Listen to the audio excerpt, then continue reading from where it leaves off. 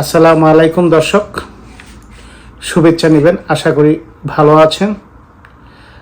আমি Borhanuddin, Toronto, Canada থেকে। আজকে আমি কথা বলবো আপনাদের নেত্রী যে পালিয়েছে সেই ব্যাপারটা নিয়ে। আপনারাই দিব্যমান সাক্ষী, যারা আওয়ামী লীগ, যুবলীগ, ছাত্রলীগ করেন, তার কর্মী সহকারে সবাই সাক্ষী। তিনি বলেছিলেন শেখ হাসিনা পালায় না। সত্যিকার অর্থে কথাটা কি সত্য ছিল না মিথ্যা ছিল বলেন?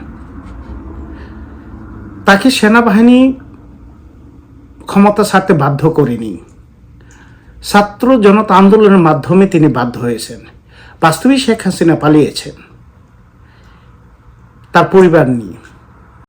সে পালানোর ফলে সে বেঁচে গেল। ক্ষতিগ্রস্ত কে হয়েছে? যে সকল কর্মী বাংলাদেশে রয়ে গেছেন, আওয়ামী লীগের কর্মী, যুবলীগ কর্মী, ছাত্রলীগ কর্মী, সাধারণ আওয়ামী লীগ সাপোর্টার, তারাই সবচেয়ে বেশি ক্ষতিগ্রস্ত হয়েছেন। নেতৃত্ব কথা ঠিক রাখেননি, আর ঠিক রাখবেনই বা কিভাবে? পালানোর ইতিহাস একমাত্র কোথায় আওয়ামী লীগের আছে। কোথায় থেকে শুরু হয়েছে জানেন? 1971 সালে, যখন 25শে মার্চ পাকিস্তানি হানাদার বাহিনী আক্রমণ করেছিল বাংলাদেশের সাধারণ জনতার উপর, ওই রাত্রি তিনি সবার আগে পালিয়েছেন। উনি পৃথিবীর ইতিহাসে তাকে মুক্তিযুদ্ধের সর্বাধিনায়ক বা তার নেতৃত্বে যুদ্ধ হয়েছে বলা হয়ে থাকে। পৃথিবীর কোনো মুক্তিযুদ্ধের ইতিহাসে, কোনো স্বাধীনতার ইতিহাসে যাকে স্বাধীনতার নেতা বলা হয়, ওই নেতা সরাসরি মাঠ থেকে যুদ্ধ করেছেন। বাংলাদেশের একমাত্র স্বাধীনতার যুদ্ধে যাকে নেতা বলা হয়, ওই নেতা যুদ্ধ করেননি। তিনি কি করলেন? পালিয়েছেন। কেন? ভীরু, কাপুরুষ। তাকে এই জায়গাটা আপনাদের মাথায় ঢুকে না? ঠিক 2008 সালে যখন সেনা সমর্থিত সরকার এসে গেল, সবার আগে কে পালিয়েছে? শেখ হাসিনা। ঠিক 2024 সালে যখন গণ অভ্যুত্থান, ছাত্র জনতার গণবিপ্লব হয়েছে, সবার আগে কে পালিয়েছে? এই শেখ হাসিনা।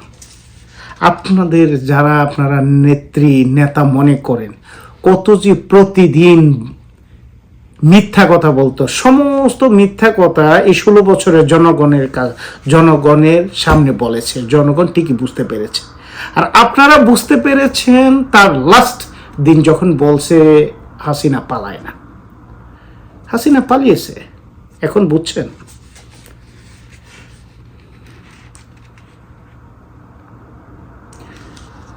পৃথিবীর ইতিহাসে, রাজনৈতিক ইতিহাসে যত রাজা বাদশাহ ছিলেন, যতটুকু আমি স্টাডি করেছি, একমাত্র 2024 সালে শেখ হাসিনার পলায়ন হচ্ছে সবচেয়ে আশ্চর্যজনক পলায়ন। এত ক্ষমতায় রেখে তিনি ছিলেন ক্ষমতায় থাকা অবস্থায় জন আন্দোলনের মুখে তিনি পলায়ন করেছেন। কোনো বিদেশি শক্তি সরাসরি বাংলাদেশের জনগণের সাথে মাঠে নামে নাই। কোনো বিদেশি শক্তি সরাসরি সাপোর্ট দেয় নাই ছাত্র বিপ্লবকে। বরঞ্চ ভারত প্রতি মুহূর্তে আওয়ামী লীগ সরকারকে সমর্থন দিয়েছে এবং শক্তি জুগিয়েছে। এত আঞ্চলিক শক্তিধর একটি রাষ্ট্র ভারত, পারমাণবিক শক্তিধর একটি রাষ্ট্র ভারত, যেখানে এই সরকারকে সমর্থন দিয়েছে, সেখানে আমাদের বাংলাদেশের ছাত্র জনতা বিপ্লব করে দেখিয়ে দিয়েছে আমরা পরাজিত হবার জন্য পৃথিবীতে আসিনি। আমরা এসেছি স্বৈরাচারের, জুলুমবাজদের আতঙ্ক হিসাবে।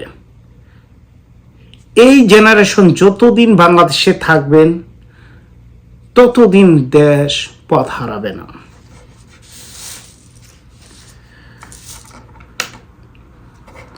আপনাদের নেত্রী উন্নয়ন করেছে, জানেন উন্নয়ন, এটা বুঝাইতে গেলে আমার অনেক সময় লাগবে, আপনাদেরকে ঘন্টার পর ঘন্টা সময় লাগবে। উনি বিদেশ থেকে ঋণ নিয়েছেন, লাইন অফ ক্রেডিট কিংবা ক্রেডিট, যেটা বাংলাতে সহজ ভাষায় বলতে পারি, ঋণ নিয়েছেন 99.5 বিলিয়ন মার্কিন ডলার। ওনার 16 বছরের টাকা পাচার হয়েছে 93.5 বিলিয়ন মার্কিন ডলার, থাকে কত? প্রায় 6 বিলিয়ন মার্কিন ডলার।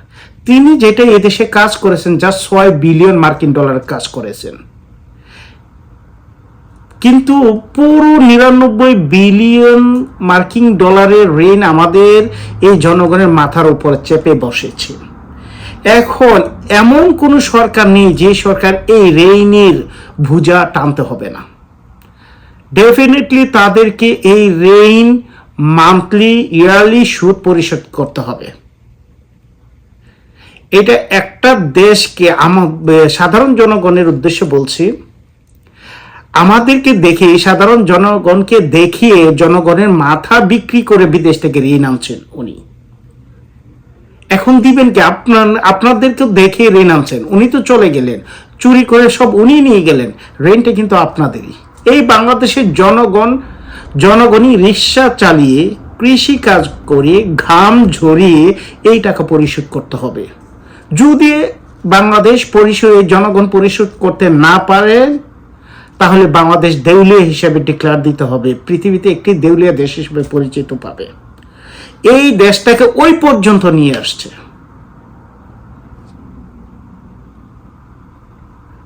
এই আন্দোলনটা, এটা ছিল সময়ের প্রয়োজন, পার্মানেন্ট অলিখিতভাবে এটা প্রযোজ্য ছিল, এবং আল্লাহ তাআলা অশেষ রহমত, এই বাংলাদেশে এইরকম একটা বিপ্লব ঘটেছে এবং আমাদের স্বচক্ষে আমরা দেখতে পেরেছি। এটা 100 বছর কিংবা 100, 200, 300, 500 বছর চলে যাবে, এরকম বিপ্লব আর হবে না। সেই বাংলাদেশের প্রাচীন আমল থেকে হর্ষবর্ধন, শশাঙ্ক, ধর্মপাল, পাল বংশের পরে সেন বংশের পরে মুসলিম শাসন, কোনো শাসনে, কোনো মুঘল শাসন, কোনো রাজা বাদশারে এইরকমভাবে পলায়ন পর করেনি। ইতিহাসে সুন্দর করে লেখা থাকবে, শেখ হাসিনা লেজ গুটিয়ে ভারতে তার সপরিবার নিয়ে পালিয়ে গিয়েছেন। আপনারা কি পরিমাণ ক্ষতিগ্রস্ত হয়েছেন এটা বুঝতে 6 থেকে 9 মাস আরো সময় লাগবে। যখন বুঝতে পারবেন তখন হায় হায় হায় হায় করে চিৎকার করবেন, হায় কি করলাম, হায় কি হলো। আপনারা যারা খুদ করে খেয়েছেন তারা বমি করতে ইচ্ছা করবে যে আমি সব বমি করে দেবে এই শেখ হাসিনার পাত্রে। যারা ছাত্র জনতা, যারা দেশকে এইভাবে পাহারা দিচ্ছেন, তাদের একটা টক শো দেখলাম যমুনা টেলিভিশনে, এক উপস্থাপিকা প্রশ্ন করতেছেন ছাত্র সমন্বয়ক এক নেতাকে, বলতেছেন তোমাদেরকে কি অধিকার দিয়েছে মানুষদের মোবাইল ফোন চেক করতে, এই করতে, সংবিধানের কোন ধারা এটা? তাকে তখন আপনার পাল্টা প্রশ্ন করা উচিত। আমাদেরকে এখন সংবিধান শিখাইতে আসছেন, কোন রোল কোন রেগুলেশন। আমরা জনতা বিপ্লব ঘটিয়েছে মাত্র 5 থেকে 7 দিন হয় না, আপনারা এই সংবিধান ধোয়াই দিচ্ছেন। তাহলে আমাদেরকে কোন সংবিধান অধিকার দিয়েছিল গণবিপ্লব করার? যে ক্ষমতার বলে, যে অধিকার বলে গণবিপ্লব ঘটিয়েছে, সেই অধিকার বলে রাষ্ট্রের প্রতিটা সিস্টেমের বিরুদ্ধে হাত দেওয়ার অধিকার সংস্কার করার দায়িত্ব আমাদের। এইখান থেকে ডক্টর ইউনূস কেন, আসিফ নজরুল কেন, সালাউদ্দিন কেন, কেউই এখান থেকে বাঁচতে পারবে না। আপনারা বলবেন আমরা চিরতরে ওই ঘুণে ধরা, ওই অপরাধে ভরা যে সিস্টেম, ওই সিস্টেমকে আমরা উপড়ে ফেলে দেব এই দেশ থেকে। আমরা ওই ঘুণে ধরা সিস্টেম আর রাখবো না। আর যারা এই ধরনের প্রশ্ন করে, আপনারা মনে রাখা উচিত যে ওই সাংবাদিকেরা, ওই উপস্থাপিকারা আওয়ামী লীগকেই গত 16 বছর ধরে লালন পালন করে তরতাজা করে একটা মহাদানবে পরিণত করেছেন। উনারই আজকে সংবিধান দেখেন, আজকে ওইটা দেখেন। ওনারা 16 বছর দেখেননি। ওনাদের চোখ দুইটা অন্ধ ছিল, কানগুলা সীসায় ঢাকা ছিল। ওনারা আজকে সংবিধান শুক্র আর 7 দিন হয়নি, আপনারা শুরু করে দিয়েছেন। ওনারা এই ধান্দাবাজ, এই ধরনের প্রশ্ন করলে ওনাদের পাছায় জুতা মেরে এই সমাজ থেকে, এই টেলিভিশন থেকে, এই পত্রিকা থেকে বের করে দেন। এটাই আমার শেষ কথা। এবং এদেরকে চিনতে হবে, ওরা অ্যাকচুয়ালি দালাল। আল্লাহ হাফেজ।